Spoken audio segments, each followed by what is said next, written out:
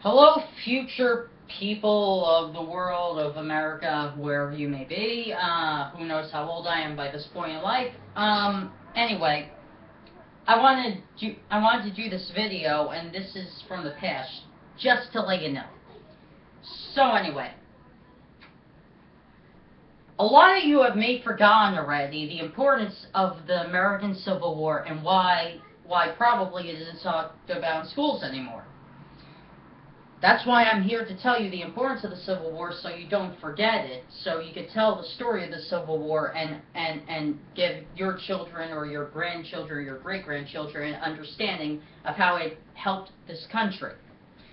When our founding fathers formed this country, we have a thing in our Declaration of Independence that says all men are created equal with certain unalienable rights. However, that meant only the white man, while the black man was still a slave on the plantation and owned and pretty much murdered or raped or some horrible thing.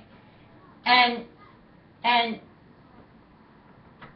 when the Civil War came around, this country had already been a certain amount of years old already. And so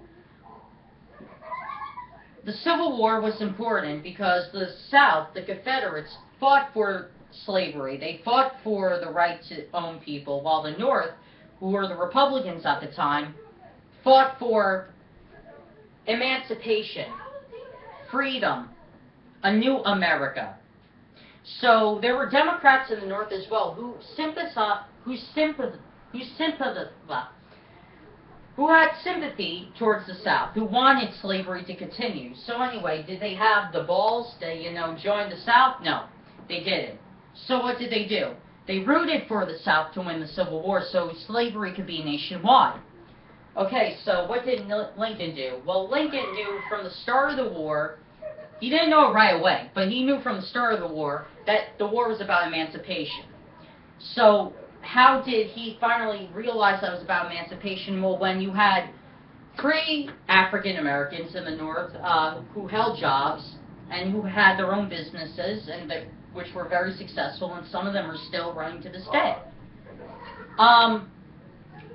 With that being said, Lincoln invited them to the White House, which was unprecedented, believe it or not, during the time. And Lincoln asked them, well, what is this war about, and what should we do with it? And by the majority of the vote, they said it's about the emancipation of the slaves. It's about freeing our people. It's about giving us full human equality. Now, during this time, black people were still seen as 2/3 human. They weren't seen fully human. They were seen as property. So, what did Lincoln do? Lincoln said, okay, you're right, this is about emancipation. So, Lincoln worked on the Emancipation Proclamation, which he said at Gettysburg. He did the Gettysburg Address, and he announced the emancipation while staying in Gettysburg. So what did the emancipation do? What did the American Civil War do? Well, the American Civil War showed that America needed a rebirth, and that's exactly what the Civil War was. It was a rebirth of this country. So America had multiple rebirths. Multiple. The start of this country, then the Civil War, then the Civil Rights Movement, when Obama got elected. So far, 4 rebirths of this country. Oh, yeah, and gay marriage becoming legal. 5 rebirths. Let's be honest. 5 rebirths of this country. That's why the Civil War is so important to talk about, because rebirth after rebirth after rebirth, it's important to know the progress of our country. And the Civil War was an important progress to give African Americans full human equality. Did they get full equal rights? No. They didn't get full equal rights until the Civil Rights Movement. But until that time, they were considered human, though. That's what they wanted the most. That's what Frederick Douglass fought for the most, was to be called a human being. Even Frederick Douglass himself, he says, he said, I'll never be alive the day that we, African Americans in America, will get full equal rights to the white man. I'll never see that day. The majority of us will never see that day. And he was right. He didn't live to the 1960s. He lived into the early 1900s, but that was about it. He didn't live to see Martin Luther King give his I Have a Dream speech. But it did take a long time, and Frederick Douglass was right. It did take a long time for black Americans to get equal rights to the white man. But the problem is, you know what? You don't even hear about Frederick Douglass anymore. You don't hear about Harriet Tubman. You don't hear about Martin Luther King anymore. You don't hear about Malcolm X anymore. You know why?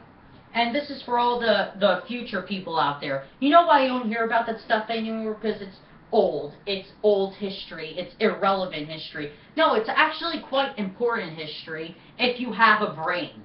If you don't have a brain, then you probably think, you know, math isn't important either. But the thing is, though, it's important history. And this is my proposal to all you history students and teachers. Every February from now on, when it's Black History Month, put your studies aside and for a whole month, learn about famous and important African Americans who contributed to this country in the most impacting, positive way. And you know what you should do then? At the end of the month, quiz your students and see how much they remember. Instead of picking and choosing which famous African Americans to talk about all of them. Because it was a full culture that got their rights the way they have them because they fought for it together over generations and generations. It was a full culture that worked together. Not one culture, a full culture. Not half of the culture, but the full culture of African Americans in the United States. That's what people are forgetting. It's the fact that they all worked together to get what they have.